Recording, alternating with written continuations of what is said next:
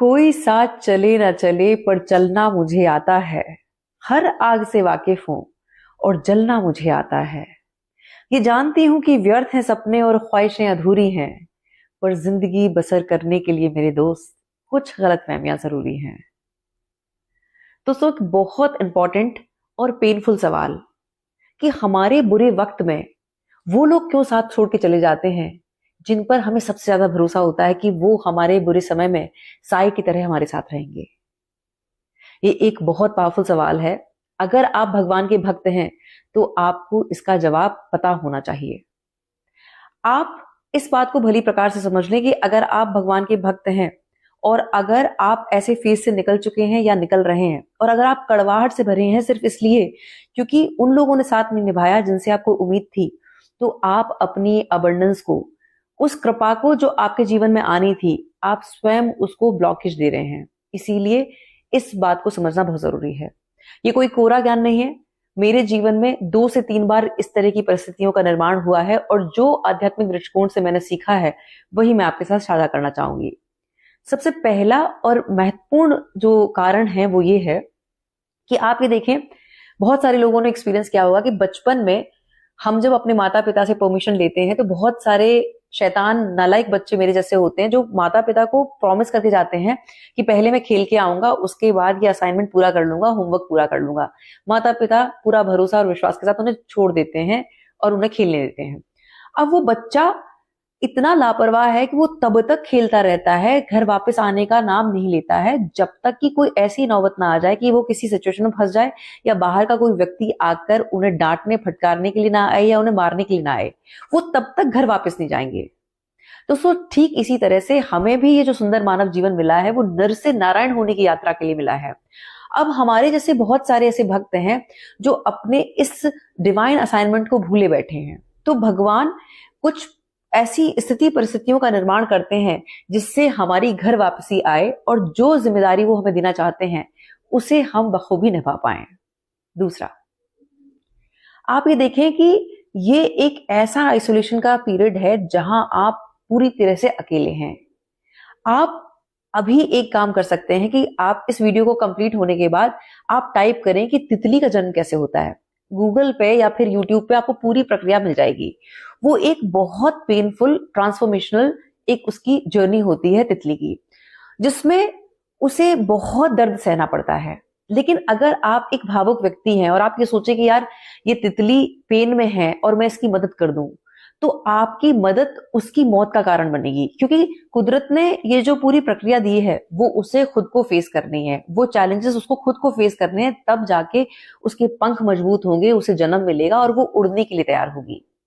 ठीक इसी तरह से हमारे जीवन में जो डिवाइन असाइनमेंट्स आए हैं वो एक ऐसी स्क्रिप्ट है जिसमें एक लीला के तहत उन लोगों को हमारे जीवन से अलग कर दिया जाता है। और ये समय ऐसा होता है कि जिसमें हम एकांत से जुड़े, भगवान से जुड़े, ध्यान से जुड़े और अपनी उन शक्तियों के साथ एक हो पाए। तब भगवान जब हमें एक जिम्मेदारी देंगे, क्योंकि आप ये देखिए कि ये पूरा जो संसार है वो भगवान निमित्त बना के चला रहे हैं।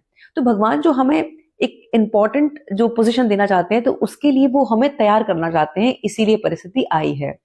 तीसरा, उन सभी लोगों के और परिस्थितियों के शुक्रगुजार बने, क्योंकि ये आपको मिटाने नहीं, आपको आपको स्ट्रांग बनाने आई हैं, आपको हीरो की तरह दिखाने आई हैं।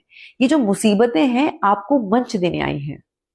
दोस्तों, यकीन माने कि अगर मेरे जीवन में वो टफ फेज मैंने एक्सपीरियंस नहीं किया होता तो आज ये खूबसूरत मंच सोशल मीडिया का मुझे नहीं मिला होता और मैं आप लोगों से जुड़ ही नहीं पाती। क्योंकि जब मेरे पास अपना एक्सपीरियंस नहीं होता, जब मेरे पास नॉलेज नहीं होती, तो फिर मेरा तो यहाँ आने का कोई सवाल ही नहीं है।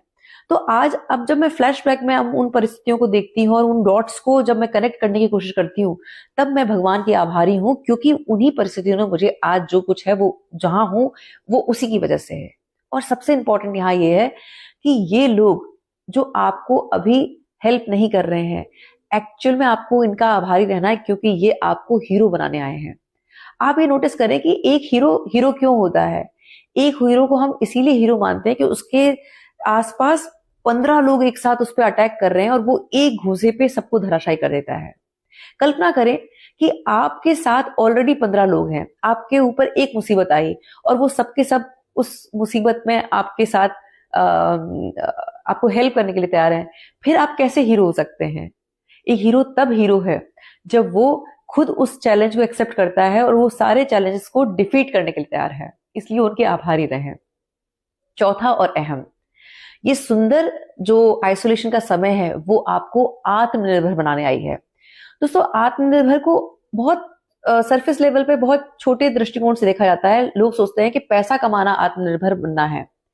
मैंने जो समझा है आत्मनिर्भर होने को, वो ये है कि अपनी अंतरात्मा की आवाज को सुनना और उस पर चलने का साहस बना पाना ही आत्मनिर्भर होना है।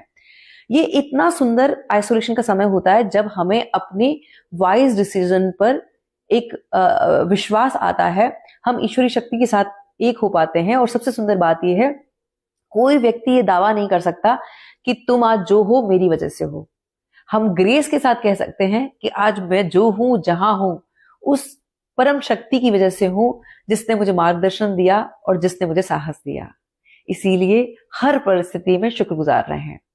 और एक बड़ा सुंदर शेर है कि कौन कहता है कि भगवान नजर नहीं आता? वही तो नजर आता है जब कोई नजर नहीं आता। इसलिए अपने जीवन का आधार ईश्वर को बनाएं और शुक्रगुजार रहें। ये परिस्थितियां आपको हीरो बनाने आई हैं।